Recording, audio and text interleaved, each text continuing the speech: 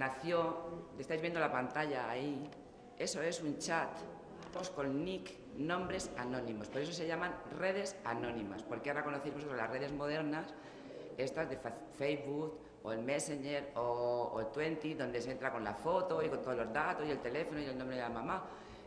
En estas redes son redes anónimas, entramos con nick, aunque todos nos conocemos, y empezamos ahí hace 10 años. Un grupo de 10, 15 amigos, que uno estaba escribiendo una novela, otro estaba escribiendo cuentos, otro estaba... Y la queja principal que se oía en el canal Literatura es: ¿dónde podemos publicar? ¿Dónde queremos que nos lean? ¿Dónde podemos publicar? Entonces, como entre los que estábamos allí había expertos en informática, pues decidimos hacer una pequeña web en un servidor que nos dejaron, con un foro para poder subir los relatos de unos y de otros, porque aquí en el canal siempre nos estamos pegando porque tú pones las tildes mal, porque esta palabra significa esto y no lo otro, y si no pones la coma en su sitio no te entiendo, y siempre estamos pegándonos, ¿no?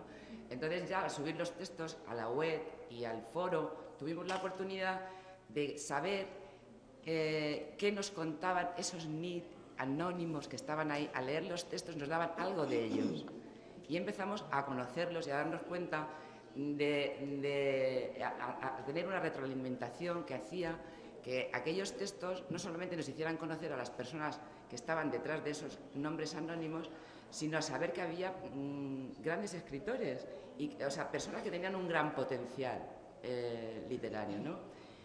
Entonces, como en el foro y en la web que preparamos todavía seguía habiendo discusiones, en IRC Hispano, en la web y en el foro seguía habiendo discusiones, porque tenéis que reconocer que los escritores tenemos unos egos que no caben ni siquiera en internet, todo el mundo quiere ser el mejor, el que mejor lo hace. Pues entonces decidimos, ya en el año 2004, convocar un certamen con un escritor de prestigio que decidiera entre todo ese mare magnum de gente que escribíamos y que nos comentábamos y que siempre éramos todos los mejores, más que nadie, pues que decidiera quién era de verdad el que tenía cierta calidad. Entonces fue cuando convocamos el certamen y lo presidió nuestro querido amigo Pepe Belmonte Serrano, que fue el primero que se lanzó a esta aventura como crítico literario y es ahora nuestro presidente de honor del canal Literatura. Empezamos a trabajar y ya hicimos una web nueva, que es la que está ahora funcionando, con más servicios, con una web por cada certamen, con conexiones a las redes nuevas, en fin, y está siguiendo transmitiendo por radio y por televisión nuestras entregas de premios, lo que ahora llaman la web 2, lo que somos nosotros, ¿no? Una web en la que todos los contenidos los aportan los usuarios, la gente. ¿Cómo se puede participar en el canal Literatura? Pues nosotros no hacemos crítica literaria, porque para eso está el lector. Hay una cosa que sí quería explicaros antes de seguir, y es que cuando yo lo digo en el blog, si veis en el blog cómo escribir en el blog, yo lo digo, que no se asuste nunca la palabra literatura, porque muchas veces cuando la gente habla de literatura parece que todos nos tenemos que poner de pie, como si estuviéramos hablando de un santo al que hay que hablar con reverencia, ¿no? Y la literatura hay que ser mucho más cercana. Como dice Pérez Reverte, la palabra literatura es muy generosa y admite mucho. Entonces, una de las cosas que nosotros nos dimos cuenta cuando empezamos a tener este feedback entre autores y escritores es que la palabra literatura nos confundía, porque cada uno tenía, o sea, así como la palabra literatura quiere decir, según Laura Borràs, palabra escrita, la mayoría de nosotros le damos otra trascendencia diferente y tenemos otra idea completamente diferente. Y nosotros nos dimos cuenta, charlando, que cada uno tenía su propia idea, que no había una manera de ponernos de acuerdo para valorar un libro, un texto, porque cada uno de esa palabra sacaba una idea. Y entonces surgió la pregunta que le hacemos a todas las personas que entrevistamos en el canal Literatura: ¿qué cree usted que define el término literatura? Y nos hemos dado cuenta que los escritores consagrados, que también ya publican, como Luis Alberto de Cuenca, Rosa María Carmen Posada, Andrés Newman, todos tampoco no saben, coinciden en la definición de esa palabra. Cada uno da una versión, pero nadie nos dice qué es la literatura, ¿no? Y entonces, así llevamos muchos años preguntando a unos a otros, escuchando, y la única manera en la que nosotros tratamos de entendernos es de otra manera. O sea, la literatura vamos a dejarla en palabra escrita. Pero nadie nace sabiendo leer y escribir, ¿a que no? A que todos nacemos sin saber leer y escribir. Luego, ¿cuál es nuestro primer contacto con las historias, con la imaginación y con la creatividad? La oralidad. Los cuentos que te cuenta tu madre, que te cuenta tu abuela, que te cuentan tus padres, que te hacen recrear mundos a través de los sonidos que te llegan de las voces más queridas. Y ahí es cuando tú empiezas a tener interés por escuchar historias, por saber de otros mundos, por conocer otras vidas. Pero no es a través de la letra escrita, de la palabra escrita, el primer contacto. O sea, eso es lo primero. Entonces, luego, cuando ya llegamos a la palabra escrita, que normalmente suele ser en el colegio, cuando nos entregan el primer libro, entonces ahí tenemos un aprendizaje. Aprendemos poquito a poco las formas de las letras, a leer. De hecho, nos las enseñan con colores muchas veces. La A nos ponen la verde, la I amarilla, la S roja, para que vayamos distinguiendo, porque hay una cosa que también hemos escuchado en el canal Literatura, que nos ha dicho uno de los pioneros en literatura digital en España, Álvaro Ardébol, que dice que la palabra no solamente es texto, o sea, no solamente está escrita, sino la palabra en sí misma. Yo ahora mismo estoy llegando a vosotros a través de sonido. Además, tiene una imagen, porque la A es así, la E es así, la X es así.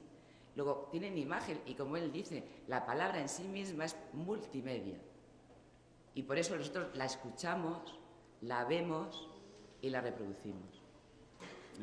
Entonces nosotros llegamos a utilizar ya, en vez de utilizar la palabra literatura, que nos parece que acoge todo, la oralidad, la letra escrita, como dice Pérez Reverte, y todo tipo de texto escrito, pues nos dimos cuenta que había ahí un ¿cómo te iba a decir? Un hueco, y decidimos hablar de fenómeno literario.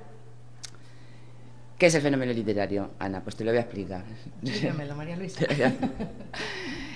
Es un fenómeno de comunicación entre un creador y un recreador.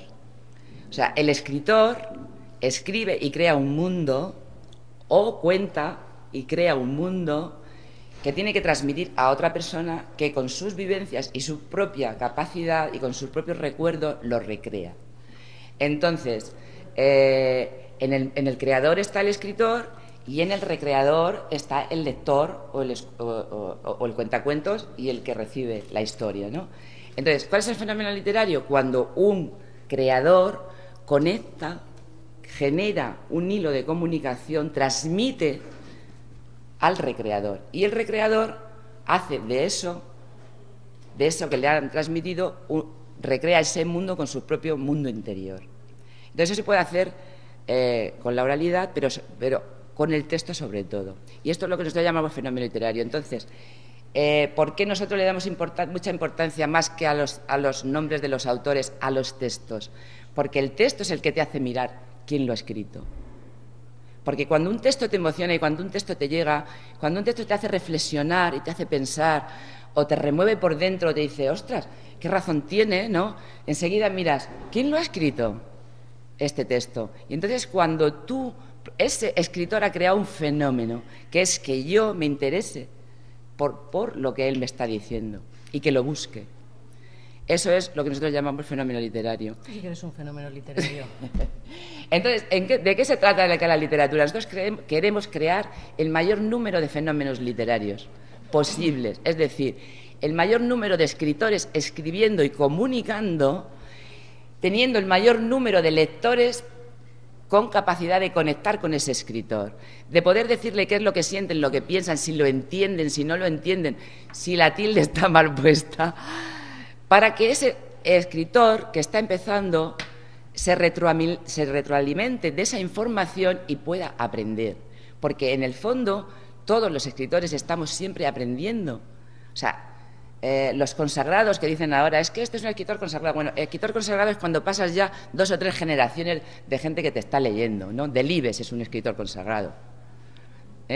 Los demás estamos en el camino de llegar Unos llegarán, otros no, pero yo siempre digo que lo bonito muchas veces no es intentarlo y vivir el propio camino, ¿no? Y Canal Literatura pone todos los soportes para que se produzca ese fenómeno literario, para que los escritores puedan aprender comunicándose con sus lectores y aprendiendo, no diciendo yo como escribo soy estupendo y tú me tienes que leer porque tú eres un lector estupendo y por tanto lo lees todo. Pues no, tú tienes que escribir y comunicarte conmigo y yo te podré decir si te he entendido, si no te he entendido o si hay algún fallo de comunicación.